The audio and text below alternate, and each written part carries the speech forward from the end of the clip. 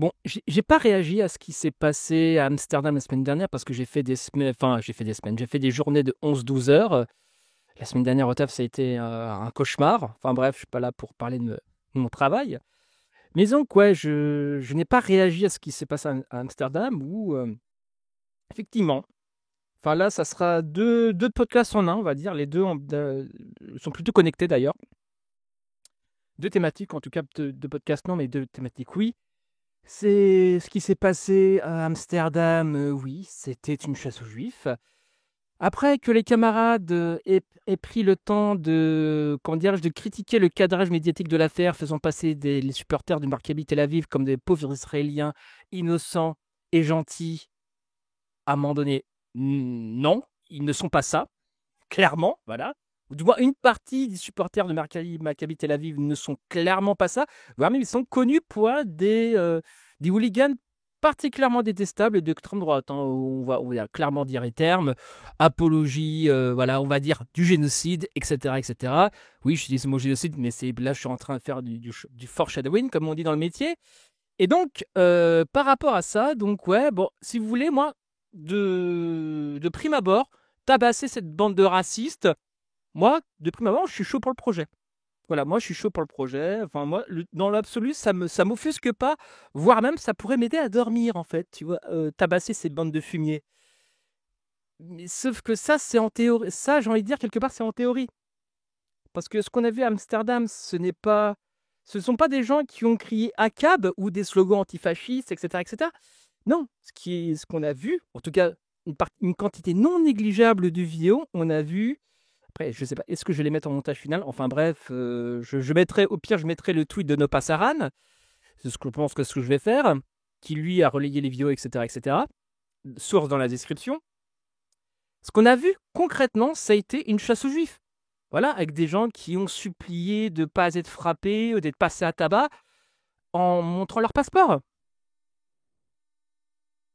On entend, oui, juifs, cancer de merde, ou ce genre de choses. Donc, si vous voulez, les supporters une partie de ce qui s'est passé dans les rues d'Amsterdam n'a pas été fait au nom d'un antifascisme conséquent, voire même d'une lutte pro-palestinienne. Ça a été une chasse aux juifs.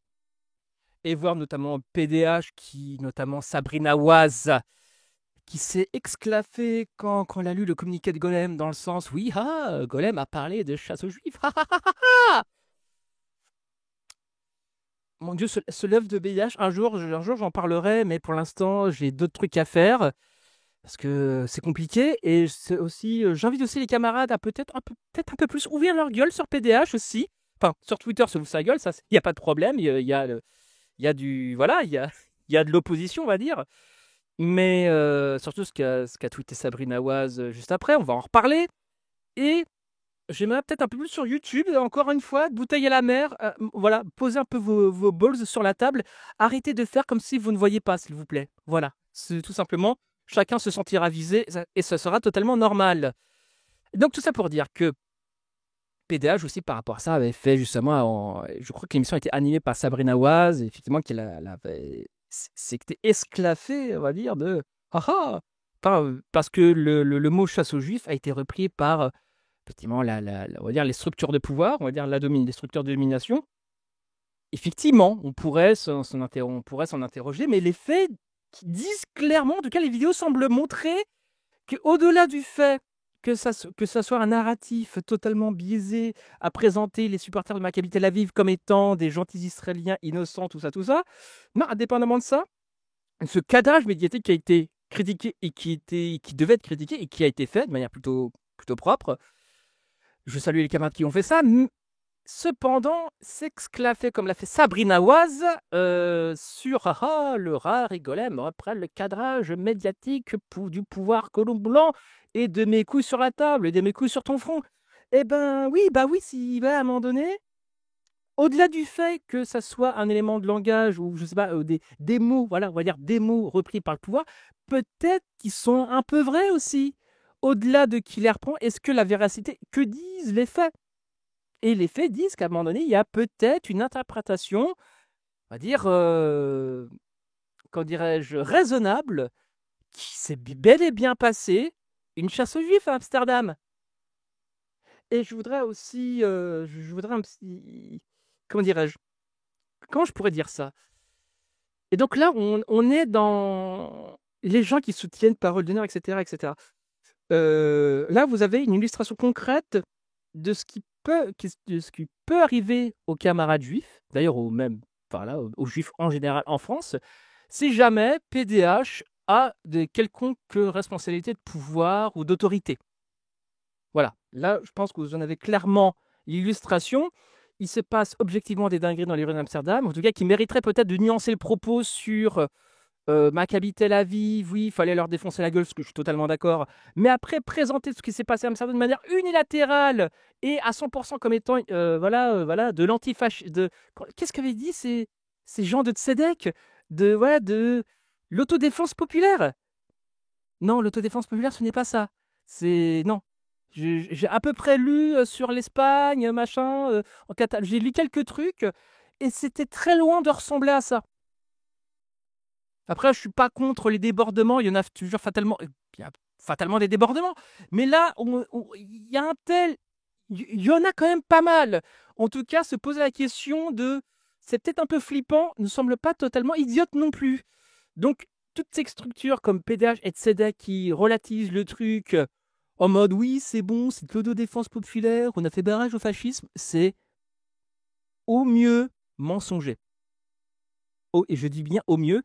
Et au pire, vous avez le mot magique. Mais à un moment donné, voilà ce que je voulais dire sur, sur ce truc de ce qui se passe à Amsterdam. Je mettrai, encore une fois, je précise bien, le tweet de Nopa Saran, qui est extrêmement intéressant, que je ne mettrai pas parce que le temps me manque.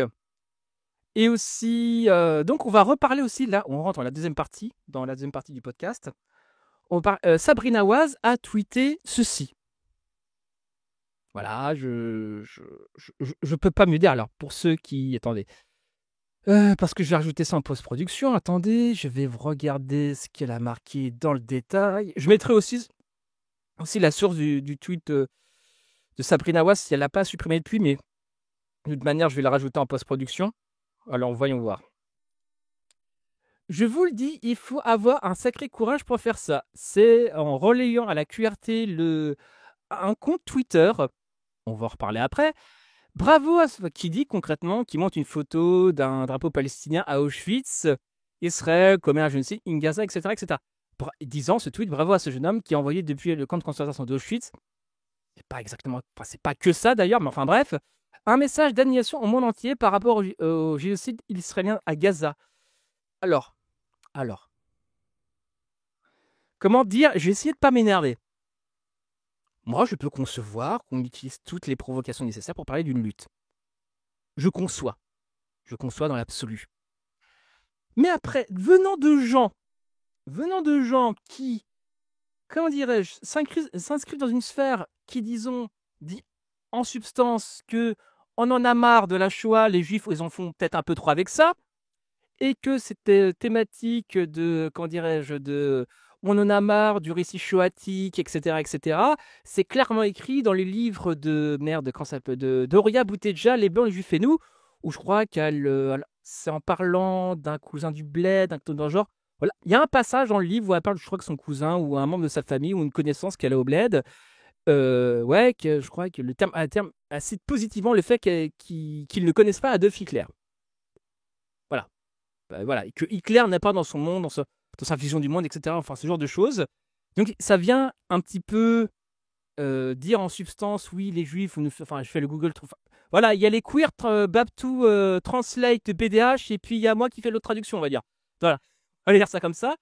La traduction, c'est, bon, les juifs, levez un petit peu le pied sur la Shoah parce que commencez sérieusement à nous casser les couilles, parce que si votre génocide est reconnu, quid des autres génocides? C'est pas comme si les juifs avaient milité pendant plus de 50 ans pour que leur génocide soit reconnu, en France en tout cas. Enfin, en France, non, que leur génocide a été totalement reconnu d'ailleurs. En tout cas, en France, ça a été validé, tamponné par Chirac en 95.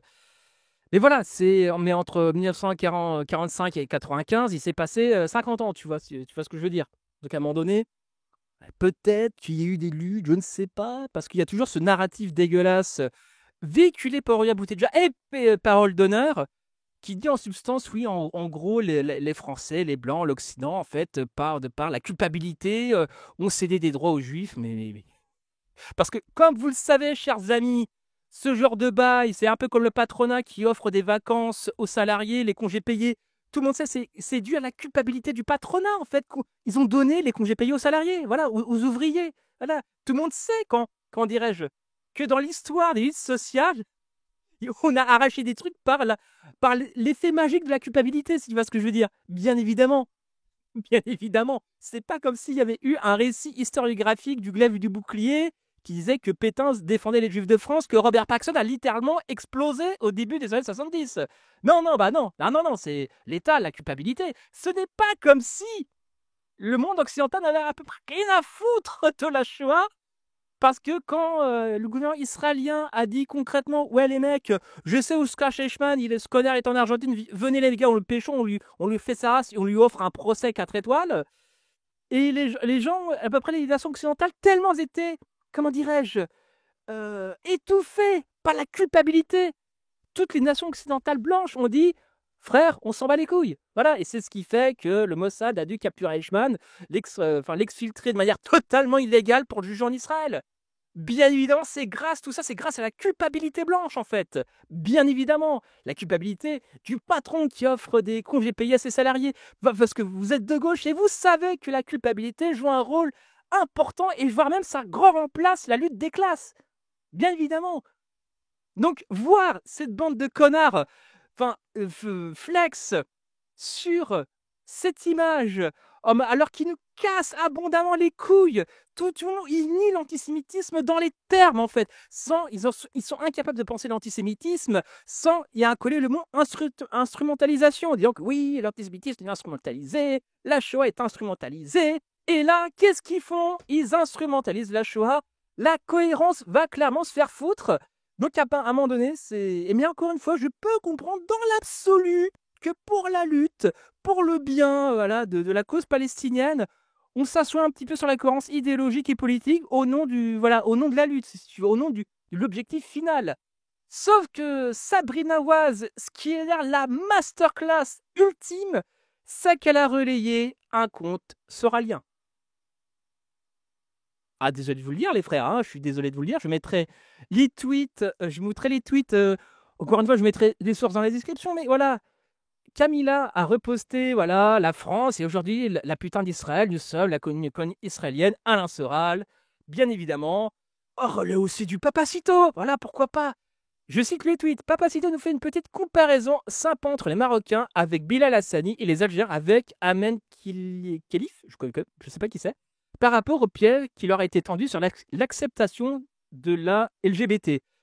Ce n'est pas comme si Boutedja avait parlé dans un certain texte où elle évoque l'homophobie soft, que comme quoi les queers racisés ne devaient surtout pas sortir du placard sous peine de l'arrivée des bricoles. Voilà, non mais elle n'a pas du tout écrit ce texte-là, bien évidemment. Et alors, petite anecdote, j'ai fait lire ce texte à des potes pas politisés. Ils m'ont tous dit, c'est quoi ce texte de gros rasclard d'extrême droite? Quand je leur ai dit que que la personne qui a écrit ce texte-là a là une street cred de gauche parmi Danny Caligula, il va à peu près dire qui est Danny Caligula, tu vois, du Doxa, tu vois. Ils disent, ah oui, ils sont choc-barre, ils sont en mode erreur 404, tu vois. Des non politisés arrivent à voir dans le texte, il y a un truc qui va pas. Surtout les derniers paragraphes, je crois les 2 derniers. Donc à un moment donné, des gens qui lisent de la théorie politique ont une certaine prétention à la compréhension du politique, n'arrivent pas à voir ce que des non-politisés ne voient pas. Et j'ai envie de dire, même au-delà d'être politisé ou non, et le texte est assez explicite, mais j'ai envie de dire, bon, voilà, on continue. Est-ce que le peuple français réalise à quel point la France est sous emprise des sionards? À quel point l'État français est totalement soumis à Israël? À quel point les institutions et les structures du pays sont dominées par les franco-israéliens? Pauvre France! Et voilà, et toujours cette comparaison entre nazisme et et l'État d'Israël. Voilà, voilà. Et ce qui justifie comment dirais-je, que j'utilise le mot génocide en tout début de podcast. Donc on a concrètement, factuellement, Sabrina Waz, quand même une militante assez assez connu de parole d'honneur, enfin, un mec qui présente des lives ou des émissions, qui relaie ce genre de compte pour nourrir la cause palestinienne. Et j'ai envie de dire, après on peut me dire, oui, mais Martin, toi, t'es un sensorialien, tu pourrais rien dire. Eh ben, je dirais que c'est exactement le contraire. J'ai envie de dire, vu que je connais un petit peu les ficelles du délire, j'ai envie de dire, les vrais reconnaissent les vrais.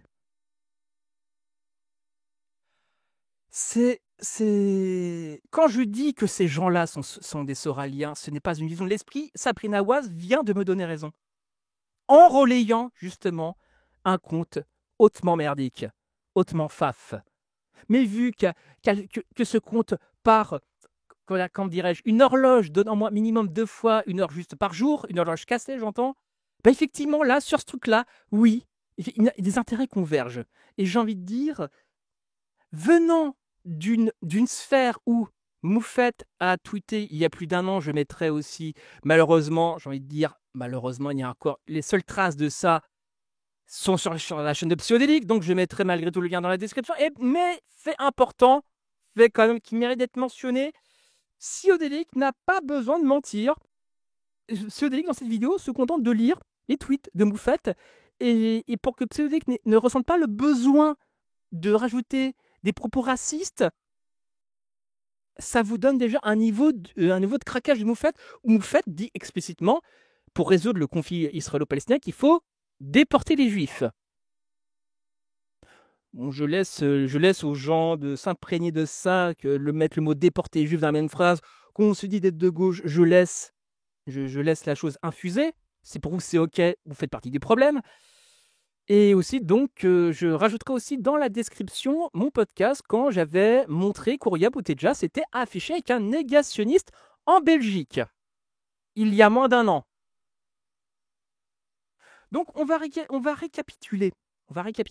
On est face à une sphère, parole d'honneur, proche de la Zawasphère, dont une de leurs tokens d'Abtou Queer, Kemoufette, tweet il y a un an environ qu'il faut déporter les juifs pour résoudre le conflit israélo-palestinien, etc., etc. Ok, j'ai envie de dire, quelle autre sphère à gauche peut prétendre avoir glissé aussi sévèrement? Ok, très bien. Quel autre. Donc, on récapitule aussi. Boutedja s'affiche avec un négationniste en Belgique il y a moins d'un an. Deuxième fait. Troisième, là, on est sur le troisième, j'ai envie de dire. Là, Sabrina Waz trouve rien de mieux que relayer un compte soralien pour faire avancer la cause palestinienne. Ça commence à faire beaucoup de saloperies venant de cette sphère de connards, je crois, non? Et pourquoi ça m'énerve? Pourquoi concrètement Sabrina Waz, je lui ai jamais parlé, je la connais pas personnellement, voilà. Et pourquoi, je veux dire quelque part, pourquoi tant de haine finalement? Parce que déjà d'une, je pense que le facteur le plus important, comme dirait le grand Calivision, syndrome de déconverti, mais la manière dont il avait sorti dans son live, quand il avait react à la vidéo de 250 d'Astronogeek, ce n'est plus comme un crash à la gueule. Cali, je n'ai pas oublié, et je n'oublierai pas. Et donc, mais cependant, malgré mon somme, je pense qu'il y a une part de vrai. Il y a quelque chose comment dirais-je, d'intime, ça comme ça, d'intime, en tout cas de remuant à l'intérieur, quand vous voyez des gens faire les mêmes erreurs que vous. Il y a quelque chose c'est un rapport à soi qui est compliqué, on va dire. Mais pour le coup, là, au-delà de mon syndrome du converti, c'est là où je suis en désaccord avec Kali, malgré ce syndrome, entre guillemets, j'apprécierais être psychiatrisé par Calivision, alors qu'il connaît mon passé dans les sectes et que j'ai lutté bec et ongle pour me battre mentalement, pour éviter d'être psychiatrisé quand j'étais dans une secte, pour dire non, je ne suis pas fou, ce qui se passe de là-dedans est réel. On appréciera. Voilà. Kali, je n'oublie pas. On va pas non plus passer 50 ans là-dessus sur Kali. Donc, il y a ce rapport intime. Il y a ce rapport intime à l'erreur, si tu veux. Mais au-delà de mon rapport intime, de mon rapport personnel, on va dire mon rapport un peu narcissique, on va dire ça comme ça, moi je vois des gens replonger dans les mêmes erreurs que le YouTube de 2009-2010 en fait, et la période dissident, Salim Laibi, tout ça. À un moment donné, il n'y a eu aucun progrès de fait. Aucun. Pot de balle. Moi, ce qui m'énerve, quand je crois que je l'avais dit dans la synthèse sur le soralisme, ou même dans le parcours de soralisme, je ne sais plus dans quel podcast, moi, ce qui m'énervait, c'est que on n'avait jamais fait un état des lieux sur comment le surréalisme a pu autant imprégner à gauche, a pu avoir une vraie capacité de perforation. J'ai envie de dire, là, l'illustration encore on a l'illustration pratique, en fait. Parce que c'était quoi le surréalisme? C'était l'anti-impérialisme des imbéciles et le socialisme des imbéciles. Dire, résumer la géopolitique à Israël, voilà. Et résumer, voilà, le socialisme des imbéciles, comme dirait Bebel, bah voilà, c'est finalement la lutte des classes, ce n'est plus la lutte des clans, c'est la lutte contre le juif usurier, apatride, dévoreur de richesses et d'enfants. Enfin bref, vous connaissez les bails. L'antisémitisme plutôt orienté économique. Je mettrai aussi la playlist avec Michel Dreyfus, histoire de l'antisémitisme à gauche, tout ça, voilà, tout est dans la description. Enfin bref, tout ça pour dire qu'à un moment donné, sur cette question-là, on n'a pas avancé, et je te dirais même qu'on a régressé. On a régressé. Parce qu'aussi là, bon, je vais pas citer des blazes, mais à un moment donné, j'ai pu entendre de la part de camarades que j'estime, et qui ont toute mon estime, bien évidemment, mais malgré ce désaccord, où j'entends dire, oui, mais PDH, ça fait quand même voter globalement pour Mélenchon, donc c'est pas si mauvais que ça. Alors ça, je vais te dire, alors, d'un point de vue immédiat, peut-être, d'accord, faudra mesurer quel impact a réellement PDH et Horia Boutelja, mais vu que moi, je m'inscris dans le champ Internet, YouTube, Twitch, etc., donc à un moment donné, c'est pour ça que j'en parle. Mais sinon, dans la vie réelle, tu vois, c'est un peu comme, je sais pas, c'est pas, comme une période, c'était l'UPR. L'UPR, à une période sur Internet, ils étaient ultra présents.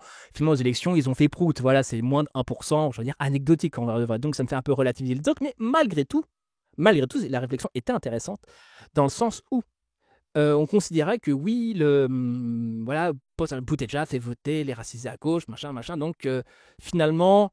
Ok, elle est un peu border, ok, elle est un peu limite, ok, il y a des trucs soraliens, ok, t'as un peu raison sur certains trucs, mais en gros, la finalité, c'est que les gens votent pour Mélenchon grâce à elle. Je fais oui, ok, pourquoi pas, ça c'est un intérêt à court terme, mais sauf que je voudrais un petit peu m'adresser aux gens qui ont un peu cette pensée, pas aux gens qui m'ont dit ça, mais aux gens qui peuvent penser ça potentiellement, se dire que c'est stratégique. J'ai envie de dire, bah vous chiez sur plus de 100 ans d'antiracisme politique. Qu'est-ce que j'entends par là? Pendant l'affaire Dreyfus, encore une fois, on va parler de juifs, hein, encore une fois, les décisions, ils sont partout. Qu'est-ce qu'a été l'affaire Dreyfus? Au-delà de l'injustice de la chose. L'affaire Dreyfus, dans les milieux de gauche, ça a été, en substance, ça a été quoi d'ailleurs au tout début de l'affaire Dreyfus? C'était quoi l'accueil dans les divers courants de gauche? Ça a été, en gros, je vous la fais très courte, ça a été, on s'en bat les couilles, Michel Dreyfus, c'est un juif, ce n'est pas un prolétaire, c'est un officier, tout ça. On s'en fout, ça ne fait pas partie des luttes des classes, qu'il aille crever. C'est en gros c'était en gros la tech de l'époque. Pardon. Et à un moment donné, il y avait Bernard Lazare et d'autres qui se sont mobilisés. D'ailleurs, Bernard Lazare qui était proche, des libertaires de l'époque, enfin bref, qui se sont battus pour finalement dire que Dreyfus était innocent.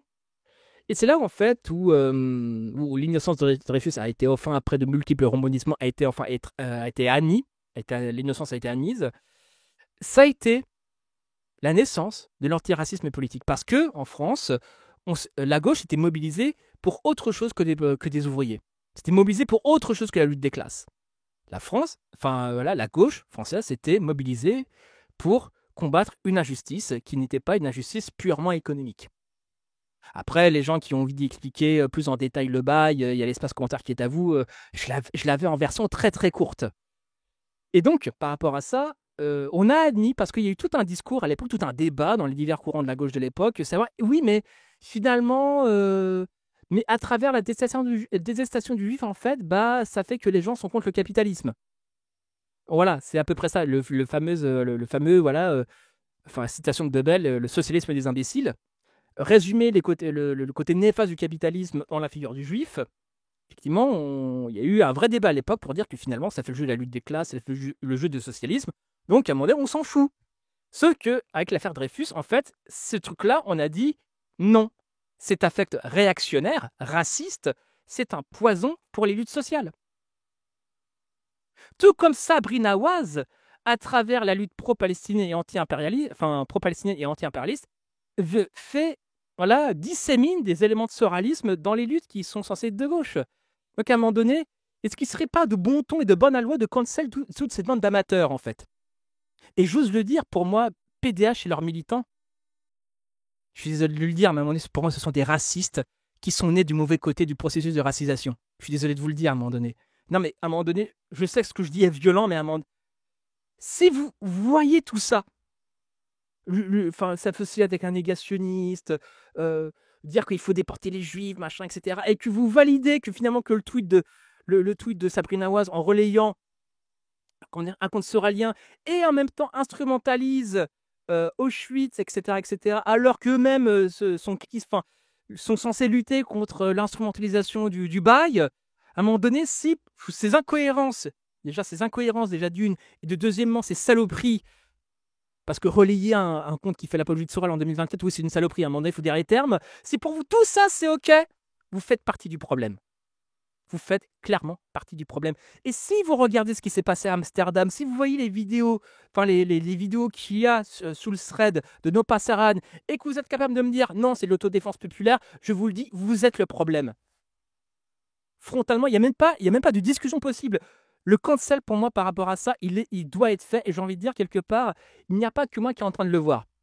Parce que là, on pourrait rigoler. Ouais, Martin, ta chaîne secondaire a fait moins de 500 abonnés. PTDR, t'es qui? J'ai envie de dire, ok, t'as raison dans l'absolu. Mais le truc, c'est il n'y a pas que moi qui est en train de le voir. Et des gens, s'ils commencent à fouiller sur PDH, ça va être compliqué. Genre, mes oreilles ont traîné, voilà. La source, voilà, mes oreilles ont traîné, voilà, faut le savoir. Hein. Mes oreilles ont traîné à droite à gauche.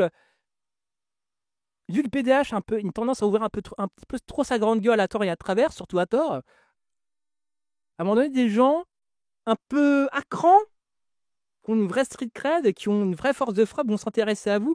Et je pense que vous voulez pas qu'ils commencent à sortir les dossiers.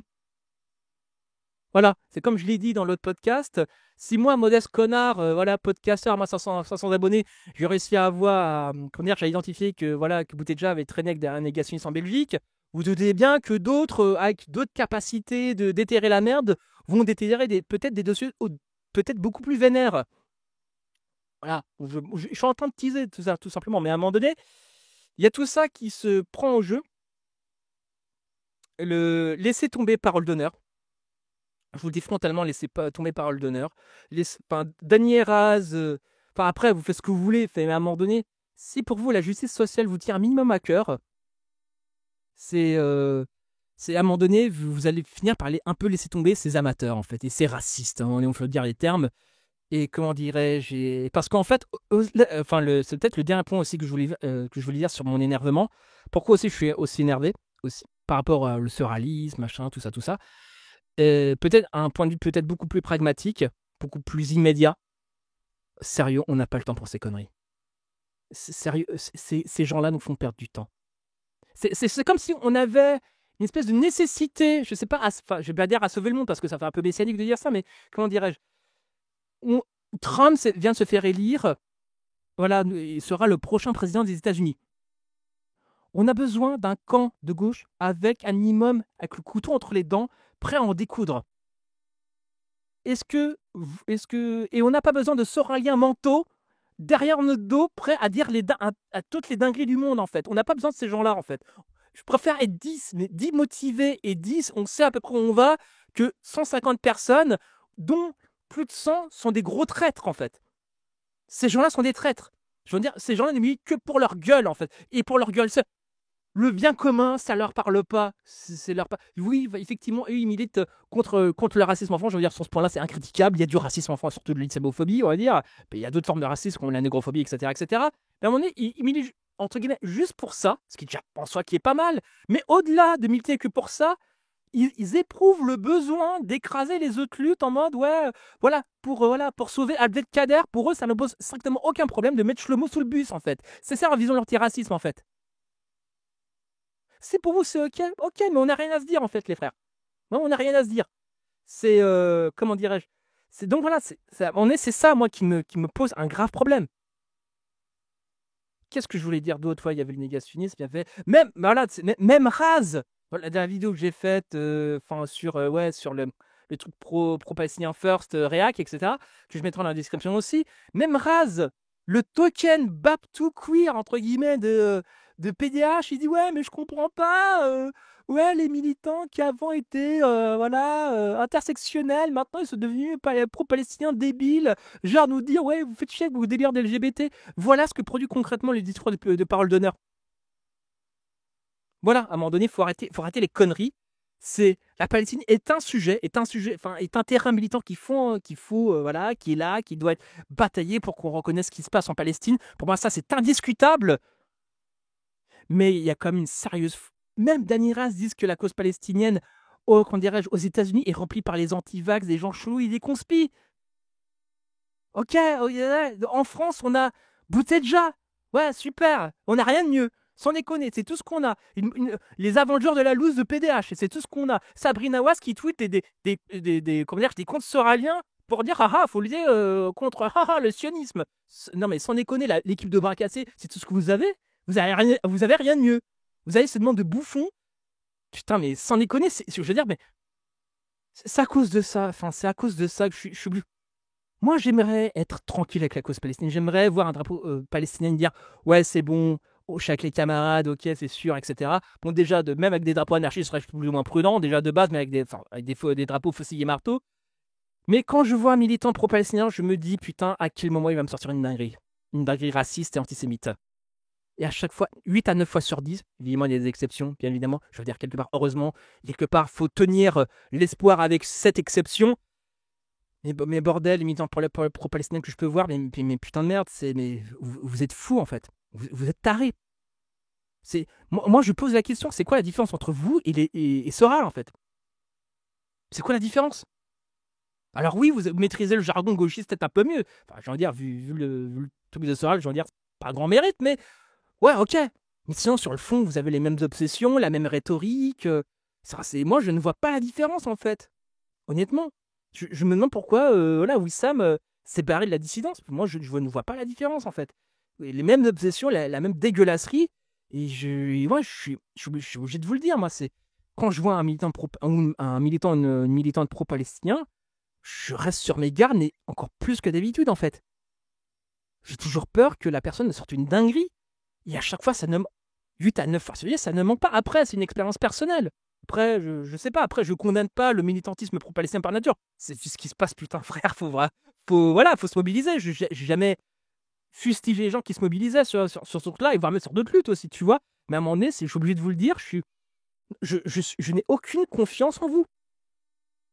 Aucune. J'aimerais sincèrement avoir confiance. J'aimerais baisser ma garde, ça demanderait moins d'être en état vraiment de prudence excessive, on va dire. Mais les faits me disent qu'à un moment donné, si une militante comme Sabrina Waz, avec une petite audience quand même, arrive à tweeter ça et en mode désolé, à un moment donné, fermez vos gueules et allez lire des bouquins, en fait, plus vos mères, quoi. Putain, mais sans déconner, c'est hallucinant. Quand j'ai compris ma connerie avec Sol, putain, j'ai fermé ma gueule, j'ai écouté des podcasts, des émissions, j'ai lu des livres par dizaines voilà, je sais pas, juste pour comprendre où c'est que j'ai pu merder, d'un point de vue politique, d'un point de vue historique, d'un point de vue philosophique, d'un point de vue affect. Putain, j'ai fait un vrai état des lieux, putain, et je vois ces gens-là commettre dinguerie sur dinguerie, il n'y a aucune remise en question, mais qui s'est niqué leur mère à un moment donné. Ces gens-là sont des poids morts de la lutte, en fait, ce sont des branleurs, ils sont là pour autre chose. Putain, mais ils sont là pour un truc mais bien différent, quoi. Enfin bref, je pense avoir tout dit. C'était Martin Eden en direct du Wokistan. Bisous à vous.